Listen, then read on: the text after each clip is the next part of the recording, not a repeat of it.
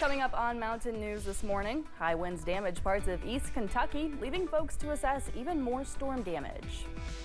And Mingo County dealt with fires yesterday that were helped by the weather.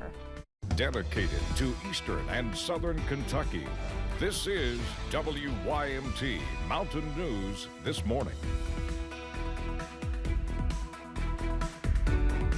Good morning and a happy Thursday to you, Mountain family. My name is Amelia Lee here with you on this March 6th, and the time is now 5 o'clock, and we are almost done with that working week. It's now time to check on in with meteorologist Megan Dusmall. And Megan, we are not in a first alert weather day, correct? No, we are not. So I'm excited for hopefully some better weather. I know we had some wintry mix this morning, which is my new favorite term for weather. So what can folks expect as we head out the door today?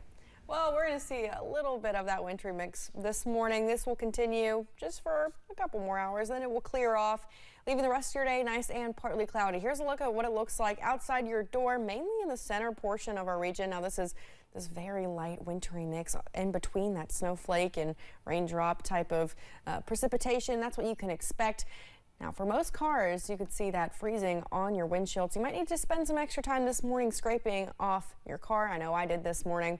Here's a look at those wind speeds, because we are still watching some elevated wind speeds, 10 miles for a lot of places, and wind gusts are a little bit faster, looking in the teens and 20s, but throughout the day, we'll see those calm down a little bit. Here's a look at those temperatures as you head out the door, mostly in the low 30s, seeing some upper 20s as well, and we'll warm up a little bit. I'll have that coming up. Thank you, Megan. Well, yesterday, winds knocked out power and left damage in southern Kentucky.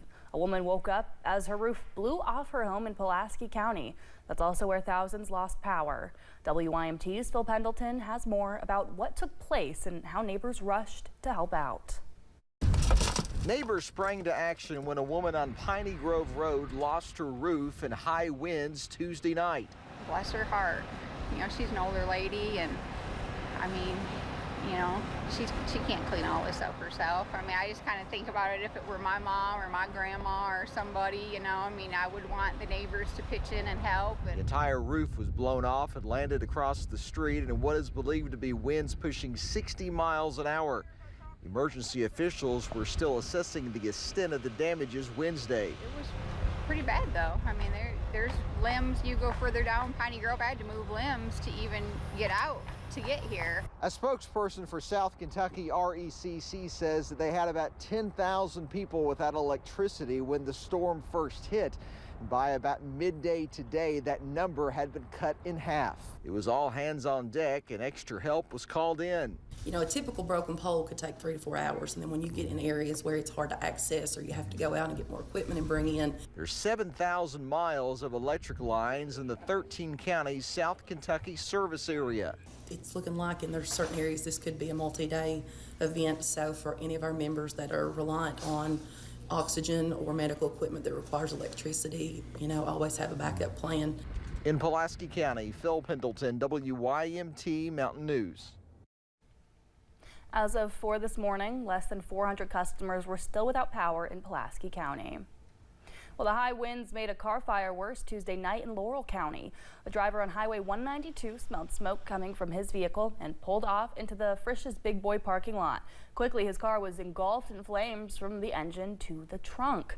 Ricky George, the battalion chief for the London Fire Department, says it took his crew roughly 20 minutes to put out the fire, and the wind added to the challenge.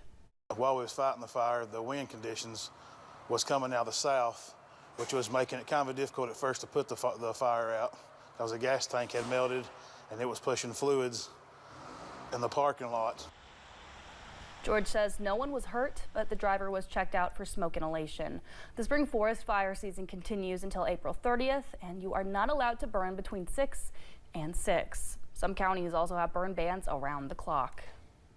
While flood recovery efforts are still underway in Mingo County, there's another problem. That's wildfires.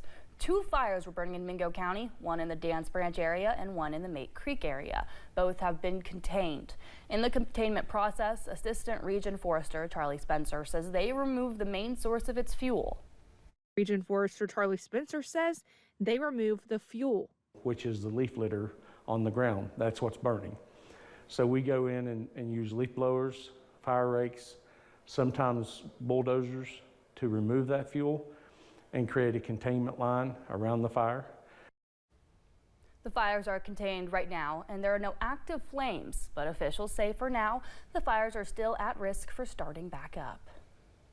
While communities, homes, and businesses are working to repair or rebuild from the February floodwaters, many churches also saw the impact.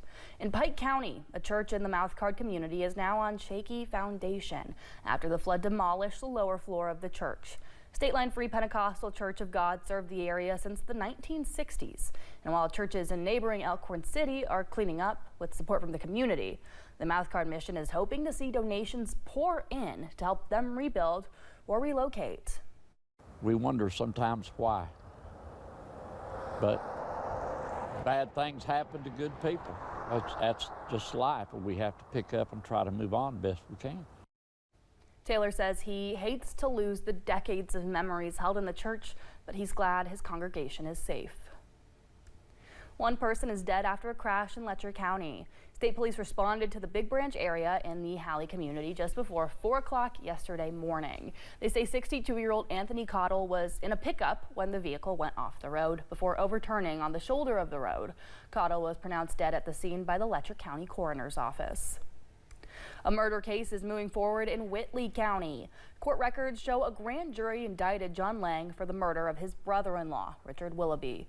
Police say Willoughby was shot in Lang's home after an argument in January. Neighbors say police were called there earlier in the day, but no one was arrested. Lang is being held on a $1 million bond. We don't know when he will be in court next. Well, thank you for getting your day started with us here on Mountain News this morning. Still to come, new research shows women may be more likely to suffer from long COVID than men, with new data 5 years after the pandemic. And temperatures are much colder today, but warmer weather is on the way.